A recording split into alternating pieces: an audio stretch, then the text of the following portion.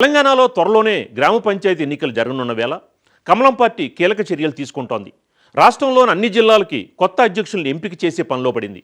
ఈ క్రమంలోనే ఇప్పటికే వార్డు, గ్రామ, మండల, డివిజన్ అధ్యక్షుల నియామకాన్ని పూర్తి చేసింది. అనంతరం జిల్లా అధ్యక్షుల నియామకంపై దృష్టి పెట్టింది. ఈ నేపథ్యంలోనే ఇప్పటికే కొన్ని జిల్లాలకి అధ్యక్షుల్ని కమలం పార్టీ ప్రకటించింది. కొత్త అధ్యక్షులతో స్థానిక ఎన్నికలకు సిద్ధమవుతున్న కాషాయ పార్టీ విజయం సాధిస్తుందా, లేక జిల్లాల్లో కొత్త గ్రూపులకి తెరలేపుతుందా? Watch the story.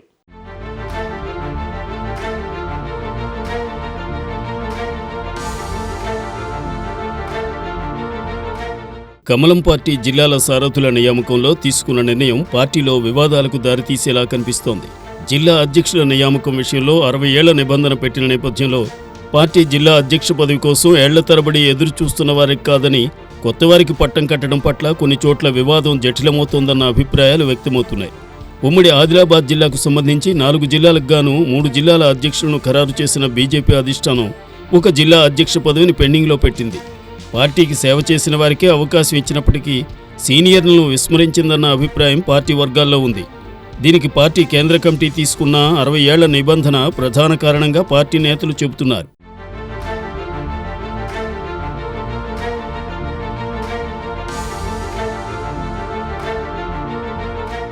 ఉమ్మడి ఆదిలాబాద్ జిల్లాకు సంబంధించి మంచిర్యాల, ఆదిలాబాద్, ఆసిఫాబాద్ జిల్లాల అధ్యక్షులను పార్టీ అధిష్టానం ప్రకటించింది. నిర్మల్ జిల్లా అధ్యక్ష పదవిని మాత్రం పెండింగ్లో పెట్టింది. ఆదిలాబాద్ జిల్లా అధ్యక్షుడిగా ఇప్పటికే కొనసాగుతున్న పంతంగి బ్రహ్మానందంకు మరోసారి అవకాశం ఇచ్చింది.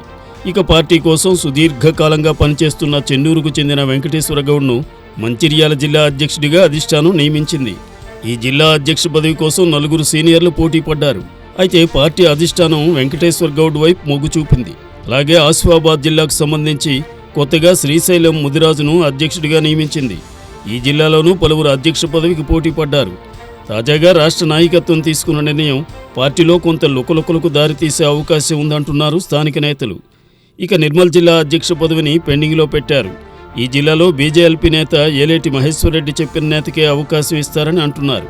అయితే పార్టీ నిబంధనల ప్రకారం ముందుకు వెళ్లే అవకాశం ఉన్న నేపథ్యంలో మహేశ్వరరెడ్డిని కాదని నిర్ణయం తీసుకుంటే జరిగే పరిణామాలపై ఆచితూచి అడుగులు వేస్తున్నట్లు సమాచారం. ఇక్కడ జిల్లా అధ్యక్ష పదవి కోసం సీనియర్ నేత రావుల రామనాథ్ సహా ఎస్టీ సామాజిక వర్గానికి చెందిన హరినాయక్, రాథోడ్ రితీష్, రామరాజేశ్వరరెడ్డి తదితరులు గట్టి పోటీలో ఉన్నారు. వీరిలో ఒకరికి అవకాశం ఇస్తారని ప్రచారం జరుగుతోంది.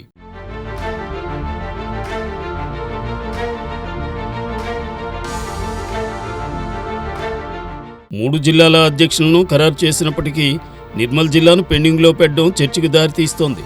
ఏదేమైనా జిల్లా అధ్యక్షుల ఖరారు చేసే విషయంలో అధిష్టానం తీసుకున్న నిర్ణయం రానున్న రోజుల్లో పార్టీ బలోపేతం దిశగా కాకుండా పార్టీలో అంతర్గత వివాదాలకు దారితీస్తుందేమోనన్న అనుమానం మొదలైంది.